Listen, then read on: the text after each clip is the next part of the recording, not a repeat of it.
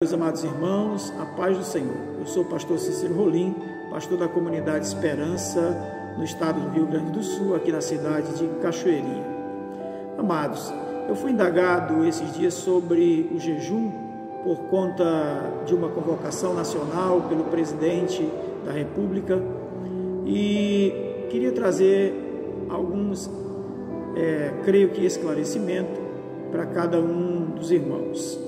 A palavra jejum, ela é uma palavra que define abstinência total ou parcial de alimento e deve ser feito com um propósito específico, por um tempo determinado, por algo que você vai determinar, um tempo específico. Isso foi feito no passado, isso foi feito na antiga aliança, isso foi feito na nova aliança.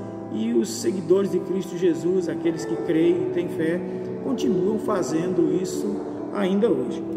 Há uma palavra no Antigo Testamento, no profeta Joel, capítulo 2, versículo 12, que o Senhor traz essa palavra e diz: agora, porém, declara o Senhor, volte-se para mim de todo o coração, com jejum, lamento e pranto. O profeta Joel trazia uma palavra da parte do Senhor e eu não poderia deixar de falar de jejum como abstinência de alimento, como propósito, e fala sem dúvida nenhuma de arrependimento, de humilhação. Não poderíamos deixar de citar aqui também 2 Crônicas 7, 14 e 15. Que a palavra do Senhor diz: se o meu povo que se chama pelo meu nome se humilhar, orar, me buscar, se converter dos seus maus caminhos, então eu ouvirei dos céus, perdoarei os seus pecados, sararei a sua terra. O versículo 15 diz: estarão abertos os meus olhos, atentos os meus ouvidos, à oração que se fizer neste lugar. Então nós entendemos que para que Deus possa sarar a nossa nação, sarar a nossa terra, é necessário arrependimento, é necessário humilhar-se. As pessoas do passado, quando jejuavam, se vestiam de pano grosseiro, pano de saco, colocavam cinzas sobre as suas cabeças e em uma intenção de humilhação, mostrando-se humilhados, arrependidos dos seus pecados.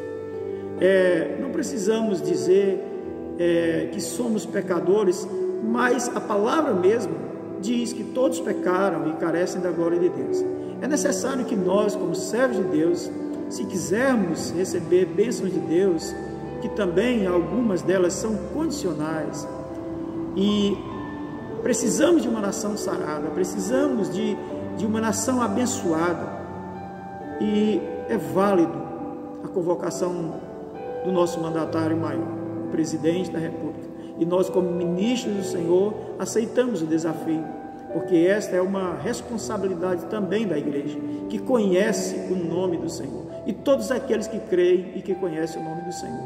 Mas não poderiam falar em jejum sem citar Isaías, capítulo 58, do versículo 1 até o versículo de número 10, e é isso que eu quero ler e trabalhar um pouquinho com vocês aqui de uma forma bem rápida.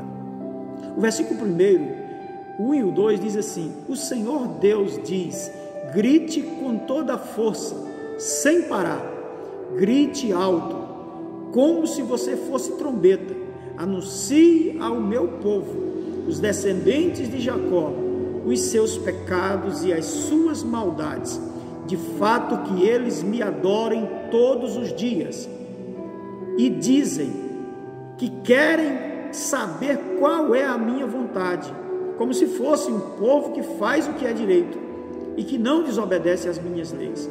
Pedem que eu lhes dê leis justas e estão sempre prontos a me adorar.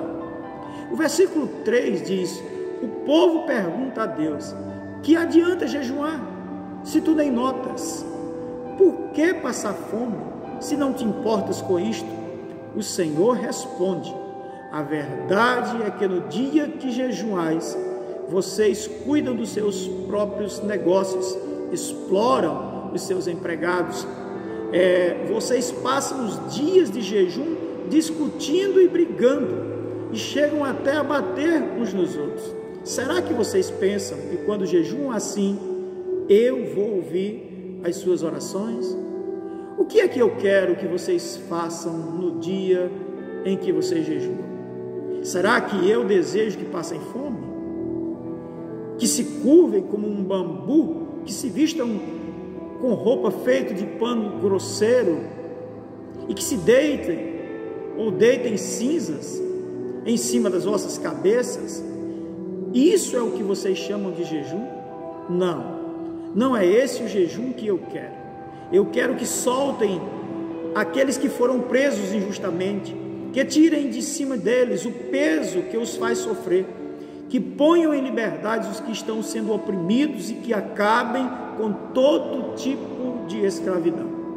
O jejum que me agrada é que vocês repartam a comida de vocês com os famintos, que recebam em suas casas os pobres que estão desabrigados, que deem roupas aos que não têm e que nunca deixem de socorrer os seus parentes.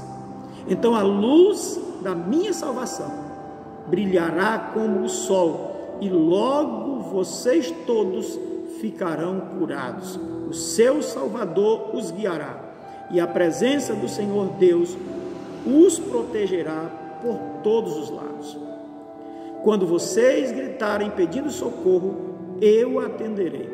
Pedirão a minha ajuda e eu direi: estou aqui. Se acabarem com todo tipo de exploração, com todas as ameaças, xingamentos, se derem de comer aos famintos e socorrerem os necessitados, a luz da minha salvação brilhará, e a escuridão em que vocês vivem ficará igual à luz do meio-dia. E uma promessa do Senhor no versículo 11, para finalizarmos aqui a leitura: eu, o Senhor, sempre os guiarei, até mesmo no deserto eu lhes darei de comer e farei com que fiquem sãos e fortes. Irmãos, essa palavra que Isaías, o profeta Isaías, traz sobre jejum é muito forte.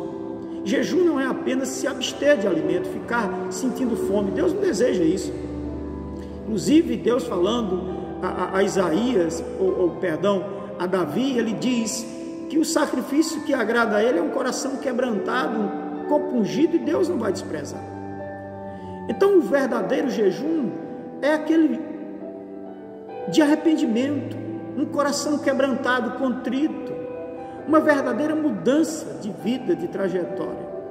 E aí sim, o que você oferecer a Deus como sacrifício corporal, se abster de alimento, Deus vai aceitar. O que você vai se abster? Se é de um café da manhã, se vai jejuar 24 horas, se vai jejuar 6 horas, isso para Deus não faz muita diferença. O que faz diferença para Deus é se o teu coração está naquele propósito, é se você realmente está compreendendo e entendendo o que está fazendo para Deus.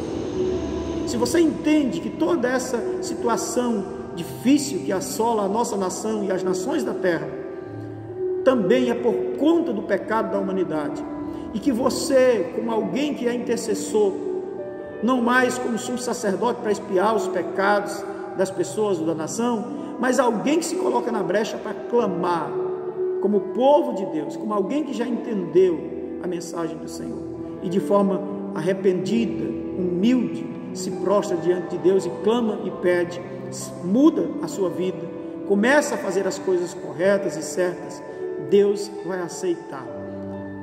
Você se abster do seu café da manhã, do seu almoço, sei lá, da sua janta, não sei, de algo que você goste e queira abrir mão por conta do Senhor, se humilhando e tendo o coração quebrantado.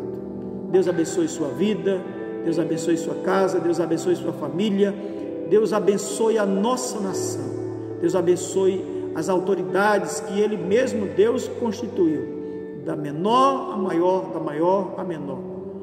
Todas elas são constituídas por Deus, e que nós nunca esqueçamos de orar pelas nossas autoridades. Somos o povo de Deus, precisamos nos colocar à disposição do Senhor para clamar pela nação.